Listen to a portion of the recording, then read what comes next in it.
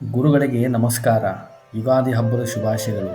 ಈ ಉತ್ತರಾದಿ ಮಠದ ಕ್ಯಾಲೆಂಡರನ್ನು ಹೇಗೆ ಓದಬೇಕು ಅಂತ ತಿಳಿಸಿಕೊಡ್ತೀರಾ? ಅತಿ ಉತ್ತಮವಾದಂತಹ ಪ್ರಶ್ನೆ. ಪಂಚಾಂಗ ತಿಳಿದುಕೊಳ್ಳುವುದು ಪ್ರತಿಯೊಬ್ಬರ ದಿನನಿತ್ಯದ ಕರ್ತವ್ಯವಾಗಿದೆ.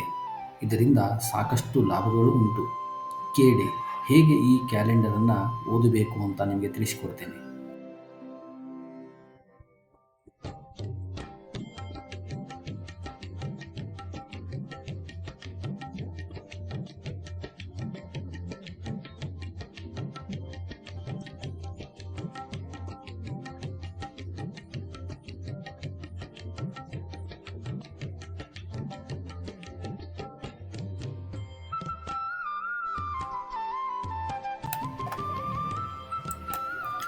ಪ್ರತಿಯೊಂದು ಪುಟವು ಒಂದೊಂದು ಮಾಸಕ್ಕಾಗಿ ಮೀಸಲಾಗಿದೆ. ಪುಟದ ಮೊದಲಲ್ಲಿ ಶ್ರೀ ದಿಗ್ವಿಜಯ ರಾಮೋ ವಿಜಯತೆ ಮತ್ತು ಶ್ರೀಮದ್ ಜಗದ್ಗುರು ಶ್ರೀಮನ್ ಮಧ್ವಾಚಾರ್ಯ ಮೂಲ ಮಹಾಸಂಸ್ಥಾನ ಮತ್ತು ಮೂಲ ಶ್ರೀ ರಾಮಚಂದ್ರ ದೇವರ ವಿಗ್ರಹದ ಫೋಟೋ. ಅದರೊಂದಿಗೆ ಕೆಳಗಡೆ ಸಂವತ್ಸರದ ಹೆಸರು, ಅಯನ, ಋತು, ಮಾಸ ಮತ್ತು ಮಾಸ ನಿಯಾಮಕ ದೇವರ ಹೆಸರು. ಶಾಲಿವಾಹನ ಶಕೆಯೂ ಕೂಡ ಇದೆ ಮತ್ತು ಇಂಗ್ಲಿಷ್ ಕ್ಯಾಲೆಂಡರ್ದ ವರ್ಷವೂ ಕೂಡ ಇಲ್ಲಿದೆ.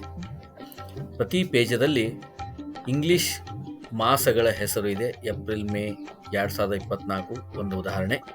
ಮತ್ತು ಇಲ್ಲಿ ಅಷ್ಟು ದಿನಗಳನ್ನು ಪ್ರತಿಪದಾಯಿಂದ ಅಮಾವಾಸ್ಯೆ ಅಥವಾ ಪ್ರತಿಪದಾಯಿಂದ ಪೂರ್ಣಿಮಾವರೆಗೆ ಒಂದು ತಿಂಗಳ ಪೂರ್ತಿ ವಿಷಯಗಳನ್ನು ಇಲ್ಲಿ ಕೊಟ್ಟಿದ್ದಾರೆ.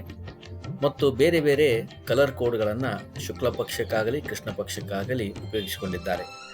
ಯಾವ್ಯಾವ ಬ್ಲಾಕ್ಸ್ಗಳು ಇಲ್ಲಿ ಖಾಲಿ ಬಿದ್ದಿವೆ ಆ ಎಲ್ಲ ಜಾಗದಲ್ಲಿ ವಿಶೇಷವಾದಂತಹ ಶ್ಲೋಕಗಳಾಗಿರಬಹುದು ಅಥವಾ ಸಂಕಲ್ಪಗಳಾಗಿರಬಹುದು ಮತ್ತು ಮಾಸದ ಮಹಾತ್ಮೆಗಳಾಗಿರಬಹುದು ಇದನ್ನು ಮುದ್ರಿಸಿದ್ದಾರೆ. ಅದಲ್ಲದೆ ಕೆಳಗಡೆ ಒಂದು ಭಾಗನ ವಿಶೇಷ ದಿನಗಳಿಗಾಗಿ ಮೀಸಲಾತಿ ಇಟ್ಟಿದ್ದಾರೆ.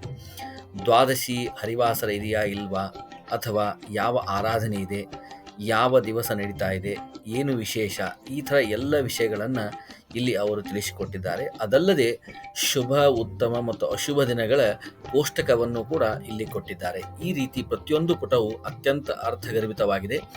ಇದರ ಹಿಂಬದಿಯಲ್ಲಿ ವಿಶೇಷವಾದ ಮಾಹಿತಿಗಳನ್ನು ಕೂಡ ಅವರು ಕೊಟ್ಟಿದ್ದಾರೆ. ದಿವಸಗಳನ್ನು ಕೂಲಂಕುಷವಾಗಿ ನೋಡಿದರೆ ಒಂದು ದಿವಸವನ್ನು ಇವರು ಒಂದು ಸ್ಕ್ವೇರ್ದಲ್ಲಿ ಪ್ರೆಸೆಂಟನ್ನು ಮಾಡಿದ್ದಾರೆ. ಅದರ ಈ ಸ್ಕ್ವೇರಿನ ಉತ್ತರ ಭಾಗದಲ್ಲಿ ಅಂದರೆ ಮೇಲ್ಭಾಗದಲ್ಲಿ ತಿಥಿಯನ್ನು ದೊಡ್ಡದಾಗಿ ಕೊಟ್ಟಿದ್ದಾರೆ, ಚತುರ್ಥಿ, ಮತ್ತು ಇಂಗ್ಲಿಷ್ ದಿವಸವನ್ನು ಕೊಟ್ಟಿದ್ದಾರೆ, ಅದು ದಿನಾಂಕ 10 ಅಂತಿದೆ. ಅದೇ ರೀತಿ ಎಡಭಾಗದಲ್ಲಿ ಸೂರ್ಯೋದಯ ಮತ್ತು ಸೂರ್ಯಾಸ್ತ ಈ ಟೈಮ್ಗಳನ್ನು ಕೊಟ್ಟಿದ್ದಾರೆ. ಅತ್ಯಂತ ಅಚ್ಚುಕಟ್ಟವಾಗಿ ಅದನ್ನು ಕಲರ್ ಕೋಡಿಂಗ್ ಕೂಡ ಮಾಡಿದ್ದಾರೆ. ತುಂಬ ಸುಲಭವಾಗಿ ಅದನ್ನು ತಿಳಿದುಕೊಳ್ಳಬಹುದು. ಮತ್ತು ನಕ್ಷತ್ರ, ಯೋಗ, ಕರಣಗಳನ್ನು ತುಂಬ ಚೆನ್ನಾಗಿ ಕೊಟ್ಟಿದ್ದಾರೆ. ಒಮ್ಮೊಮ್ಮೆ ಎರಡೆರಡು ನಕ್ಷತ್ರ ಬಂದರೆ ಅವನ್ನು ಕಾಮಾ ಸಪ್ರೇಟ್ ಆಗಿ ಕೊಟ್ಟಿದ್ದಾರೆ. ಅದೇ ಥರ ಯೋಗವು 2 ಬರಬಹುದು, ಕರ್ಣವು 2 ಬರಬಹುದು. ಅದನ್ನು ತಿಳಿದುಕೊಂಡು ಓದಬೇಕು. ಬಲಭಾಗದಲ್ಲಿ ತಿಥಿ ಯಾವ ಸಂದರ್ಭದಲ್ಲಿ ಕೊನೆಗೊಳ್ಳುತ್ತದೆ. ಇವತ್ತು ಚತುರ್ಥಿ ತಿಥಿ 4:30ಕ್ಕೆ ಮುಕ್ತಾಯವಾಗ್ತದೆ. ಅಲ್ಲಿಂದ ಮುಂದೆ ಪಂಚಮಿ ತಿಥಿ ಶುರು ಆಗ್ತದೆ.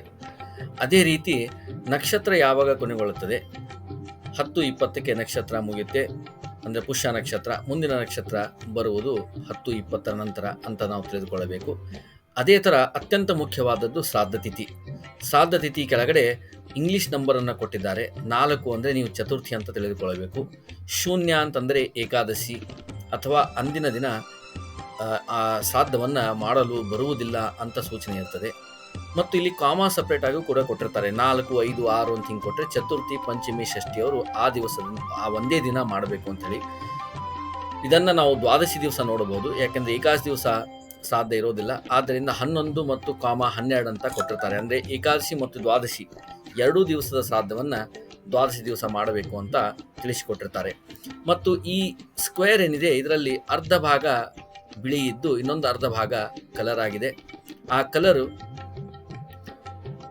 ಸ್ವಲ್ಪ ಕೇಸರಿ ಯುಕ್ತವಾಗಿದ್ದರೆ ಶುಕ್ಲ ಪಕ್ಷ, ಅಥವಾ ನೀಲಿ ಥರ ಇದ್ದರೆ ಅದು ಕೃಷ್ಣ ಪಕ್ಷ ಅಂತ ತಿಳಿದುಕೊಳ್ಳಬೇಕು. ತುಂಬ ಅಚ್ಚುಕಟ್ಟಾಗಿ ತುಂಬ ಉತ್ತಮವಾಗಿ ಈ ಪಂಚಾಂಗವನ್ನು ಮುದ್ರಿಸಿದ್ದಾರೆ. ಇಲ್ಲಿ ಎಲ್ಲರಿಗೂ ಹೊಸ ವರ್ಷದ ಶುಭಾಶಯಗಳು. ಸರ್ವೇ ಜನ ಸುಖಿನೋ ಭವಂತು. ಮತ್ತು ಎಲ್ಲರೂ ಶ್ರೀ ಸುಧಾ ಮಾಸಪತ್ರಿಕೆಯನ್ನು ಸಬ್ಸ್ಕ್ರೈಬ್ ಮಾಡಬೇಕು. ಮತ್ತು ಎಲ್ಲರೂ ಉತ್ತರಾದಿ ಮಠದ ಮೊಬೈಲ್ ಆ್ಯಪನ್ನು ಡೌನ್ಲೋಡ್ ಮಾಡಿಕೊಂಡು ಎಲ್ಲ ಥರದ ವಿಷಯಗಳನ್ನು ತಿಳಿದುಕೊಳ್ಳಬೇಕು. ಆವಾಗ ಬರತಕ್ಕಂಥ ಅಪ್ಡೇಟ್ಗಳನ್ನು ಅವರು ಪಡೆದುಕೊಂಡು ಈ ವರ್ಷವನ್ನು ಉತ್ತಮವಾಗಿ ಕಳೆದು ಮಧ್ವ ಸಾಧನೆಗೆ ಅಣಿಯಾಗಿ ಮಧ್ವ ಹರಿಗುರುಗಳ ಸೇವೆಗೆ ಪಾತ್ರರಾಗಬೇಕು ಅಂತ ಶ್ರೀಕೃಷ್ಣ ಅರ್ಪಣಮಸ್ತು.